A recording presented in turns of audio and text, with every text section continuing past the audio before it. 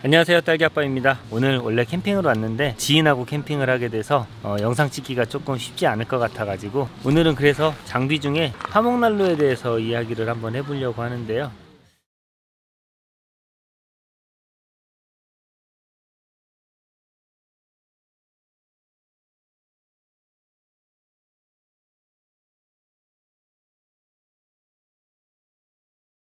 제가 화목난로를 한 2년 정도 사용을 해봤거든요. 사실 화목난로에 대해서 고수라고 할 수는 없어요. 근데 제가 화목난로를 쓰면서 느꼈던 팁 같은 거, 그런 거를 한번 공유를 해보면 어떨까 이런 생각에 오늘 캠핑 영상을 찍지 않는 기회를 틈타 한번 영상을 찍어보려고 생각을 하고 있습니다. 일단 화목난로에 대해서 조금 두려움을 많이 가지시는 분들이 계세요. 근데 그냥 너무 두려움 갖지 않고 한번 지르신다면 정말 즐거운 동계 캠핑이 되지 않을까, 그런 생각을 하면서 영상 시작해 보도록 하겠습니다. 오늘 난로는 야외 설치기 때문에 이렇게 세팅을 할 거고요. 연통은 두세 개 정도만 꽂아 주도록 하겠습니다.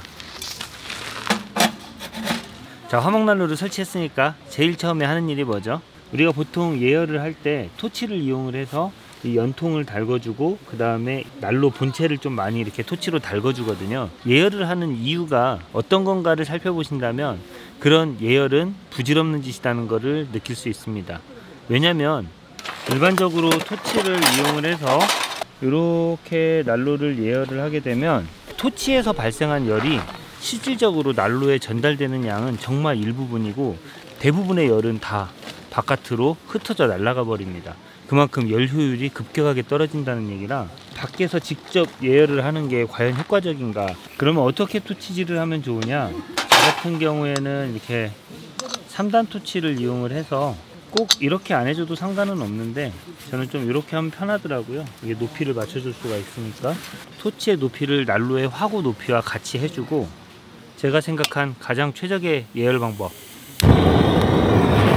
토치를 이렇게 해주는 거예요. 자, 이렇게 하면 한 1분 정도만 있으면 이 연통을 뜨거워서 손으로 잡지도 못합니다.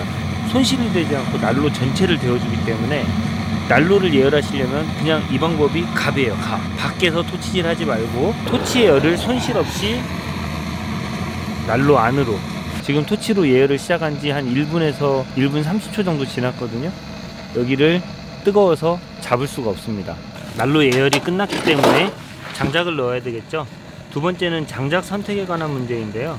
보통 우리가 화목난로에서는 굵은 장작을 써야지 장작을 아낄 수 있다 이렇게 얘기하는데, 장작을 아끼는 면에서는 맞는 말이지만 그게 꼭 정답이라고 볼 수는 없습니다. 왜냐면 장작을 두꺼운 걸 쓰면 그만큼 화력이 확 떨어지거든요. 장작이 얇아야 불이 세져 가지고 열 전달이 잘 돼서 난로가 굉장히 따뜻해져요. 그러니까 나는 장작값보다는 따뜻함을 원하겠다 하시는 분들이라면 좀 얇은 장작을 좀 넉넉하게 준비하시면 좋을 것 같고, 장작을 좀 여유있게 아껴가면서 쓰겠다 하시는 분들은 두꺼운 장작 중심으로 준비를 하시면 되고, 상황에 맞게 적절하게 하시겠다 그러면 저처럼 두꺼운 장작과 얇은 장작을 골고루 준비하시면 될 것 같습니다. 저는 일단 지금은 처음이니까 얇은 장작을 좀 잘게 쪼개서 불을 빨리 피운 다음에, 그리고 어차피 우리가 화목난로를 쓰든 화롯대를 쓰든 이런 나대, 작은 나대나 바토닉 나이프 같은 거 또는 손도끼 같은 게 있으면 두꺼운 장작을 구입을 해가지고 이렇게 쪼개가면서 쓰면 편하니까 이런 나이프 같은 거 하나 정도 있으면 되게 편리하게 잘 쓸 수가 있어요. 그 다음에 화목난로를 쓸 때 이 이중연통을 쓰시는 분들은 반드시 짧은 연통을 하나 정도는 구매를 하시는 게 좋아요. 왜냐면 이 긴 연통들만 있을 경우에는 이 이중연통의 높이를 조절하기가 굉장히 어려움이 있거든요. 어떤 텐트든지 이 높이가 다 조금씩 다르기 때문에 내가 한 가지 텐트만 쓰신다, 근데 그게 우연히 짧은 연통을 안 써도 높이가 잘 맞는다, 그러면 상관이 없는데, 저처럼 이 화목난로 쓰는 텐트를 여러 가지로 조합을 해서 쓰실 경우에는 이중연통이 통과되는 이 높이가 조금씩 차이가 있어요. 근데 이런 그물망 같은 경우에는 이 볼트를 조절해 가지고 높이를 마음대로 조절할 수 있지만, 저는 이거를 텐트 보호용으로 쓰지 않고 사람 그 화상 보호용으로 쓰다 보니까 위쪽에다가는 이중연통을 쓰거든요. 이중연통은 높이 조절을 할 수가 없는 거지. 그래서 이 짧은 연통이 있으면 이 짧은 연통을 통해서 높이를 한 반단 정도 좀 더 섬세하게 조절을 할 수가 있어요. 저 같은 경우에도 지금 짧은 연통을 썼기 때문에 이 높이에 딱 맞는 거고, 짧은 연통이 없었다면 이중 연통이 이만큼 내려오게 되니까 윗부분하고 높이가 맞지 않아서 이 난로를 더 밑으로 이렇게 내려서 설치를 했어야 되겠죠. 그리고 텐트 안에 화목난로의 열 효율을 최대한으로 높이기 위해서는 이 연통이 텐트 안에 최대한 많이 있어야 돼요.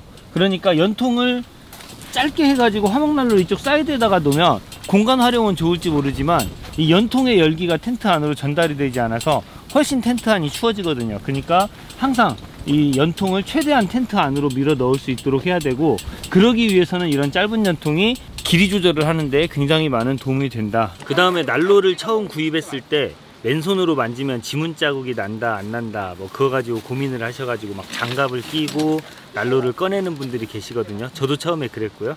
근데 그러실 필요 없습니다. 그냥 다 부질없는 짓이다. 어차피 쓰다 보면 난로 표면은 이렇게 됩니다. 불자국으로 손자국 의미가 없어요. 그러니까 그냥 편하게, 어차피 불질하는 거는 다 한 번만 써도 확 낡아지기 때문에 너무 고민하지 않고 그냥 마음 편하게 쓰시면 될 것 같습니다.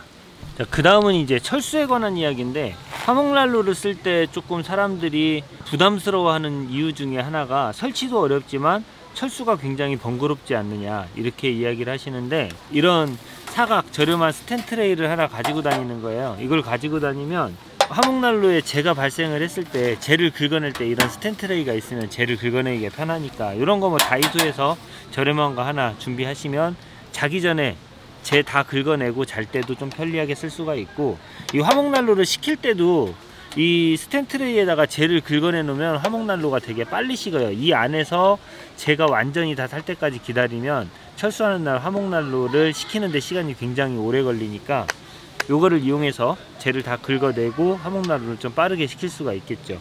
그 다음에 이제 이 연통을 청소하는 문제. 평소에는 이 연통을 그렇게 청소할 필요는 없어요. 근데 이제 캠핑을 하다 보면 이렇게 연통 안이 시커매질 때가 있거든요. 그럼 이제 이거를 청소를 해줘야 되는데, 얘를 청소할 때 청소소를 이용해 가지고 청소를 하겠죠. 청소소를 구입할 때 꼭 정품만이 답은 아니다 하는 걸 말씀드리고 싶은데, 지금 이거는 위너웰의 정품 솔이에요. 가격도 꽤 비싼 걸로 알고 있고, 얘는 그냥 철물점에서 3,000원짜리 청소소를 구입을 했는데, 어떤 제조사든지 이 청소솔의 직경을 좀 봐야 돼요. 지금 위너웰 같은 경우에는 이 청소솔의 크기가 보이시려나, 얘를 이렇게 집어넣고 보면 청소솔의 외경이 이 연통의 내경보다 작아요. 이렇게 되다 보니까 얘를 이렇게 청소를 할 때 한 번에 청소가 안 되는 거야. 그래서 굉장히 많은 횟수를 여러 번 문질러 가지고 청소를 해야 되고, 길이도 짧아서 이 안쪽을 반대편을 하려면 뒤집어서 또 청소를 해줘야 되죠. 근데 얘 같은 경우에는 철물점에서는 3,000원짜리, 얘는 이 연통의 내경보다 청소솔의 외경이 아주 살짝 커요. 이렇게 이러면 한 번에 쑥 밀어지면서 한 번만 완복을 해도 이 안에 있는 그을음들을 한 번에 다 청소를 할 수가 있겠죠. 여기를 한번 예를 들어서 보여드리면, 정품솔을 이용해서 청소를 해볼게요. 정품솔은 내경보다 청소솔의 외경이 작기 때문에 덜렁거리죠. 그래서 청소를 굉장히 많이 문질러 줘야 된다는 단점이 있고, 길이도 짧아서 반대편도 또 왕복으로, 청소솔 내경보다 외경이 작기 때문에 이렇게 많은 횟수로 반복을 해줘야지 청소가 된다는 단점이 있는데, 얘는 한 번만 쑥 밀어주면 이렇게 또 쑥 이렇게. 그래서 이 청소소를 구입할 때에도 반드시 조금 이 내경보다 외경이 살짝 큰 청소소를 구입하시면 되고, 대신에 한 가지 꼭 주의해야 될 게 있어요. 이 청소솔의 길이가 연통의 길이보다 더 길어야 돼요. 왜냐면 청소솔이 더 두껍기 때문에 한번 들어간 거는 당길 수가 없어요. 안 당겨져. 얘가 이렇게 꺾여 있기 때문에. 그래서 이 얘가 끝까지 밀어서 빠져나갈 때까지, 그리고 다시 당겨야 돼요. 이 청소솔의 길이가 좀 길은 걸로 구매를 하시면 됩니다. 이렇게 하면 아주 연통 청소를 쉽게 할 수가 있어요. 거의 제가 해보니까 이 정품 청소솔로 청소할 때보다 한 10배 정도의 시간 전략에 효과가 있고, 그만큼 노력도 줄어들 수 있겠죠.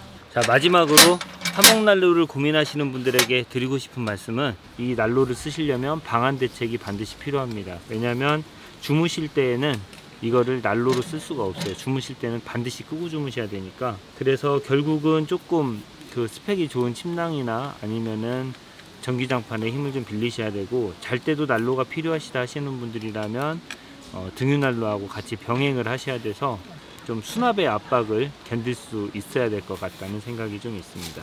대신에 화목난로의 장점이라고 한다면 겨울철 실내에서도 불멍을 할 수 있다는 건데, 재미를 위해서 한 번쯤은 투자해 볼 가치가 있는 제품이다, 이렇게 생각을 하면서 오늘 영상 마무리하도록 하겠습니다.